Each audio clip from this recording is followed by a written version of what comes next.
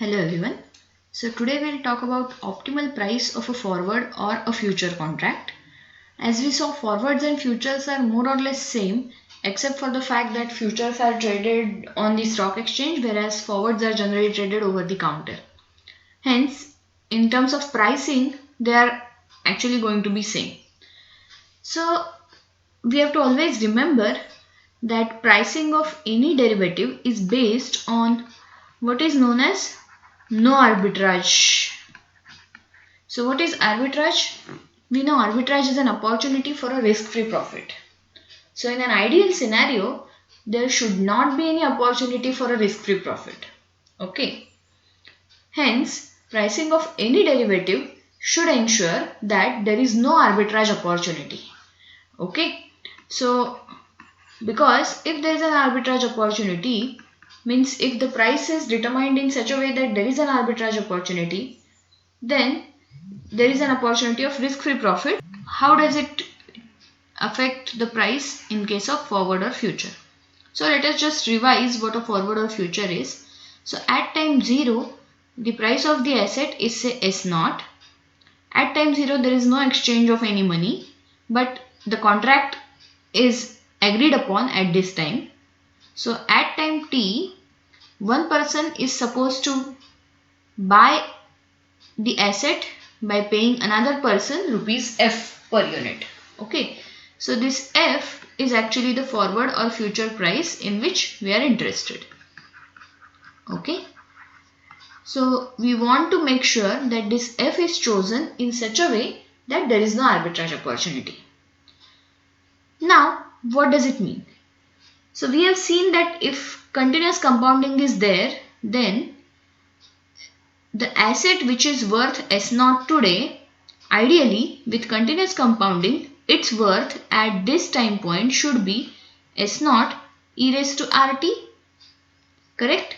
The interest that it earns is e raised to RT if R is the standard risk-free rate of interest. It is called as risk-free because it is like guaranteed rate of interest offered by say established banks on their FDs, etc. Okay. So, if there is no arbitrage opportunity, then this S0 ideally is equivalent to S0 e raised to RT at this time point. Okay, at time point T. Hence, probably F is equal to S0 e raised to RT is a possible candidate for a forward or a future price. Okay, so we will try to see if it is a correct option. Okay, we'll try to give a more rigorous proof by saying that if F is different than this value, then it creates an arbitrage opportunity in the market. Okay, so different means there are two possibilities. Either F is less than S0 e raised to RT, or another possibility is F is greater than S0 e raised to RT. Okay, so F is less, then it contains some arbitrage opportunity. If F is more, then also it gives rise to some arbitrage opportunity. Let us see how. Now, if F is less than S0 e raised to RT, that means the future is actually costing less than ideally probably it should have. So, if something is cheap, you tend to buy it, right? Hence, probably buying a future means entering into a long position in a futures contract or in a forwards contract would probably give us a risk-free profit. Let us see if that happens.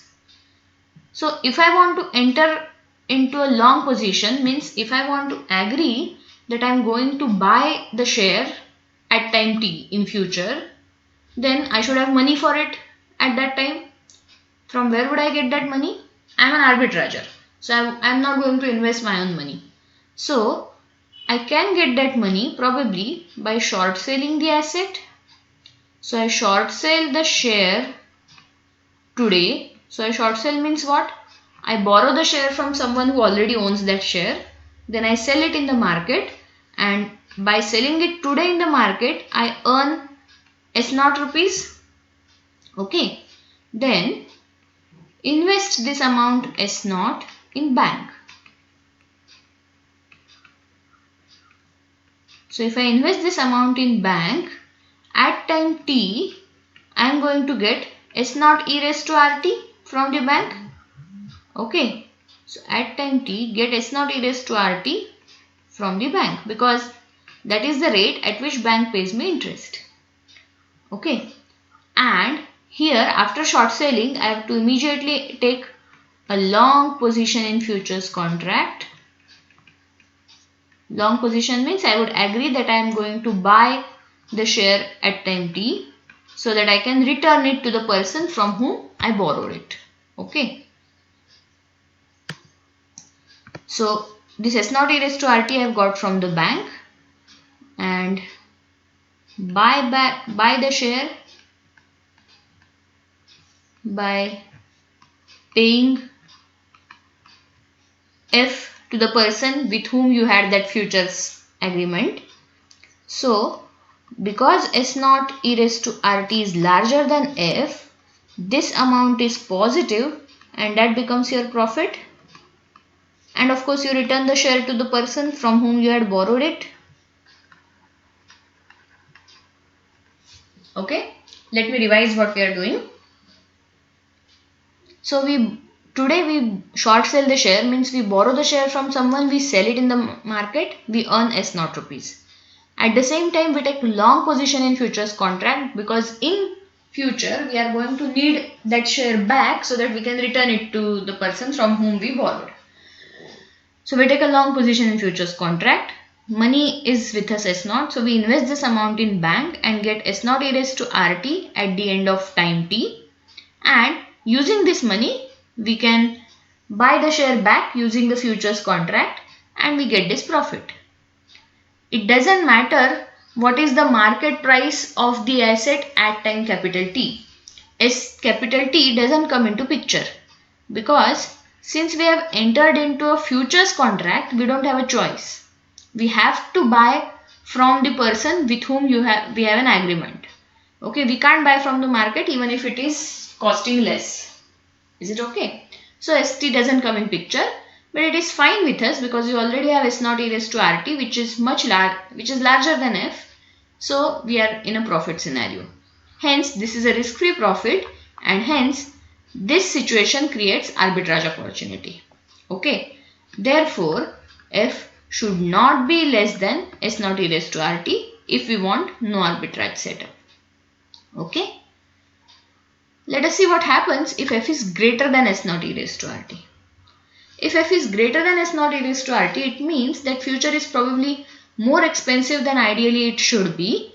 So if things are expensive, then selling those things can lead to a better profit. So what we do is take a short position in futures. Okay. Take a short position in futures contract. Now take a short position means I am going to sell the share at the end of time t.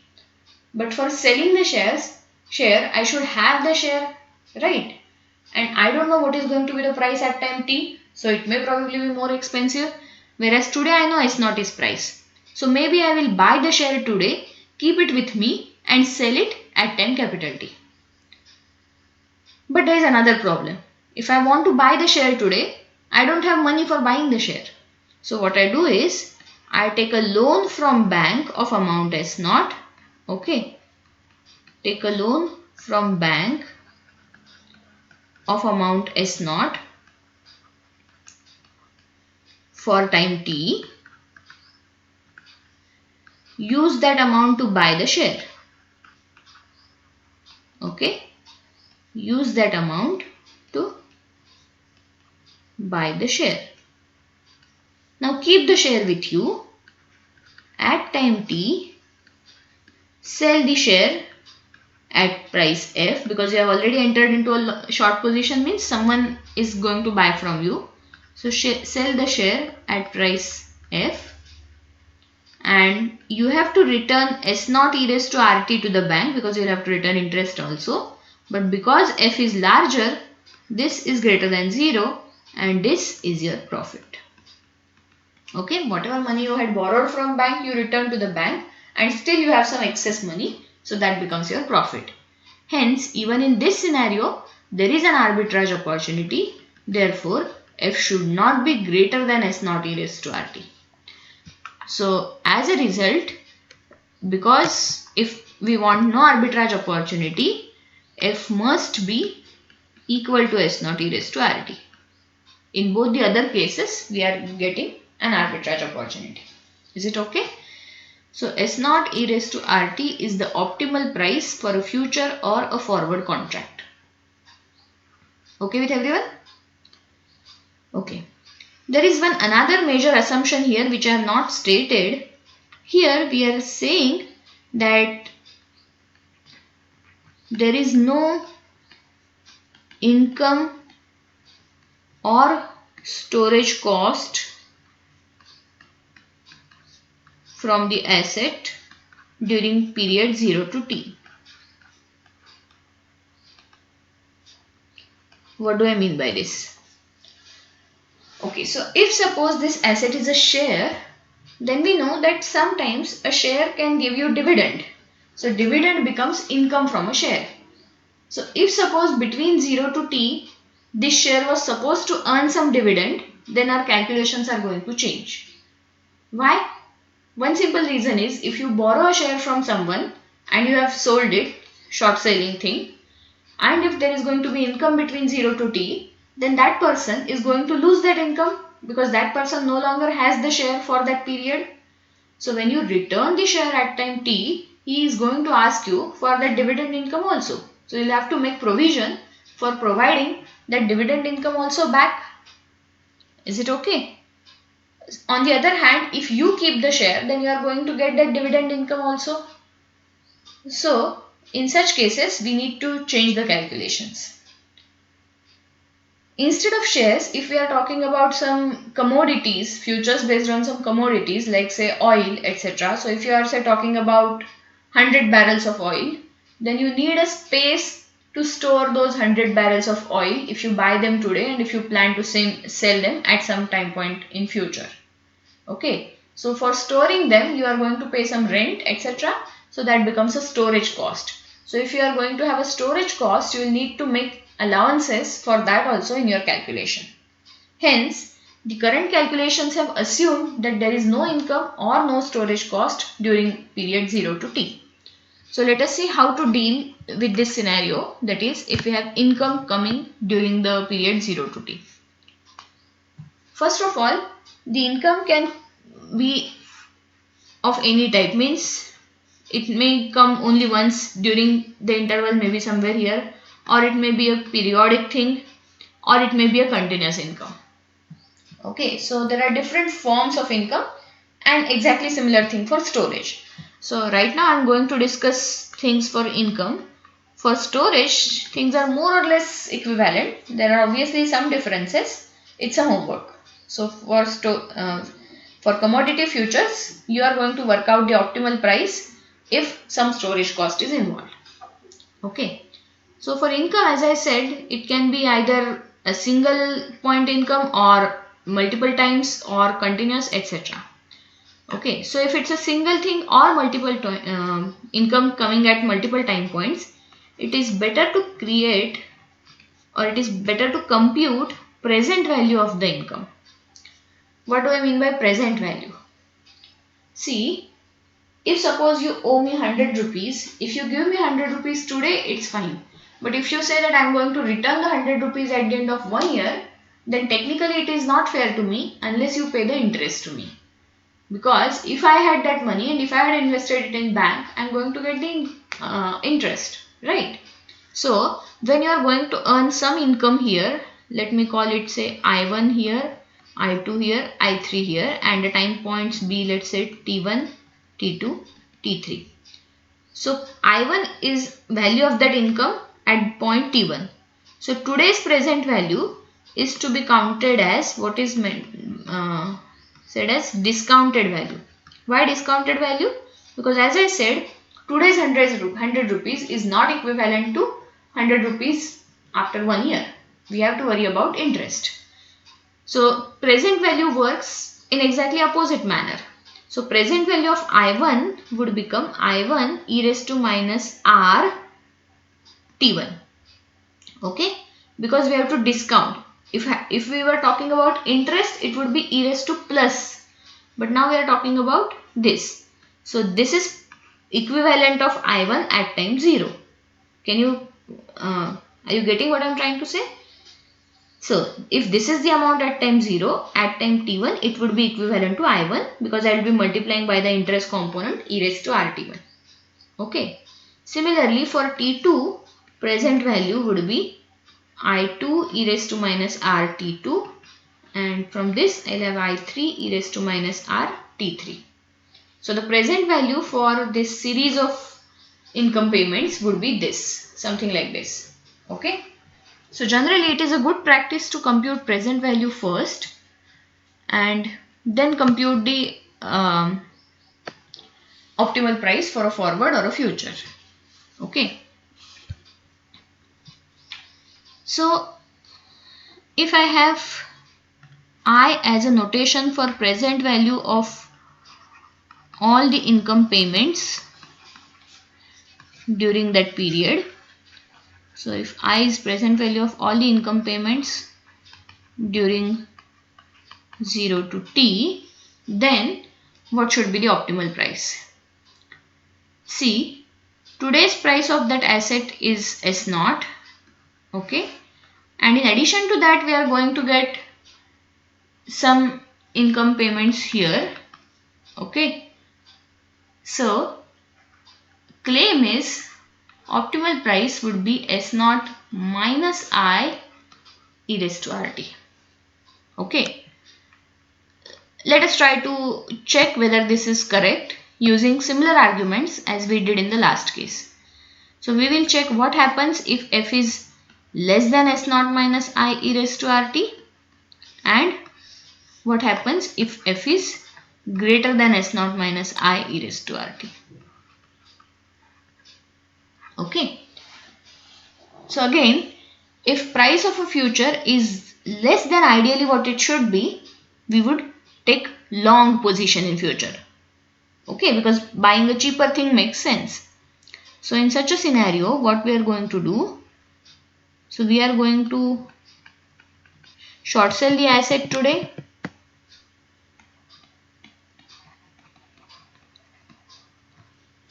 If you short sell the asset today, you get S0, invest it in the bank,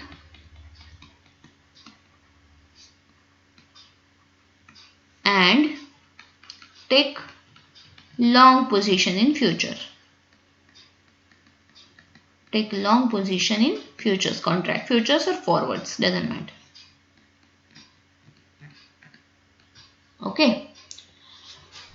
Now, at capital T, we get S0 e raised to RT from bank. Okay. S0 e raised to RT from bank. We have to buy the share by paying F. So buy the asset at price F, and when we return this share, along with this share we have to return the income also, return the asset. So how much income you have to return? So worth of that income at time 0 was I, and now we are returning at time t, so we will have to return I e raised to rt, because of course that also has to be returned with interest. Okay, so F we have to obviously pay for getting the share, plus we have to return the income, so I plus I raised to rt. This is the amount that we are going to spend from what we had S0 e raised to rt, because from bank we got S0 e raised to rt. If I rearrange this, what I get is S0 minus I e raised to rt minus F. Correct? So, but we know that this is positive because we are in the scenario where F is smaller than this quantity, and hence there is an opportunity for risk-free profit. So, ideally F should not be less than S0 minus I e raised to rt, because it creates arbitrage opportunity. Okay. On the other hand, if I am in this scenario, means if F is more expensive than it should be, then I am going to sell. So take a short position in futures contract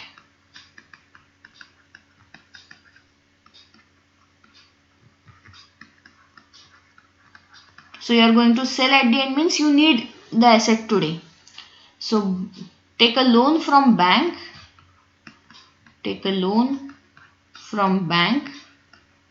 for amount S naught, buy the asset. So at time capital T, you earn F by selling the asset, correct, because F is the futures price that we agreed upon. So you earn amount F by selling the asset, plus because you are holding on to the asset between time 0 to T, you will have received income I. I is again amount at time 0. So today's equivalent of it means at time T it is equivalent to I e raised to RT. So this is income from holding the asset during this interval 0 to T. So that money is also with you and you need to return only S naught e raised to RT to the bank, whereas what you have is F plus I e raised to RT. So if you subtract this, this is F minus S naught minus I e raised to RT, just rearranging, and this is positive because F is greater. So even in this scenario, there is an arbitrage opportunity. So F should not be greater than S naught minus I e raised to RT. Okay. Hence, F should be equal to S naught minus I e raised to RT. Okay. If instead of a single point, if there is a continuous income at the rate say Q, then there is a slight change in the formula.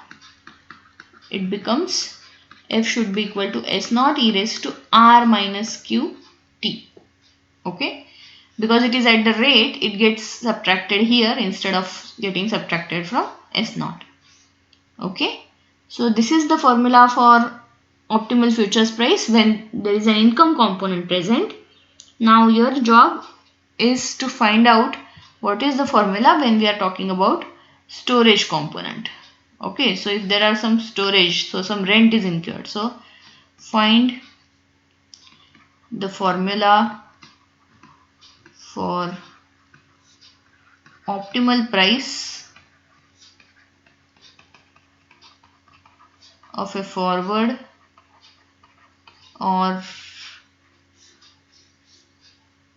a future contract when rent needs to be paid for storage. So this is opposite of income. Okay. Income is something you receive, whereas here you have to pay something for keeping that asset with you, where rent needs to be paid for storage. So this is actually applicable for commodity futures like say gold, copper or oil, etc. Probably copper oil, not gold, because gold you may not be buying in bulk. Okay. So try to find this formula and later after getting the formula try to see if it makes sense. Okay, if it's justifiable. Let me stop here. Thank you.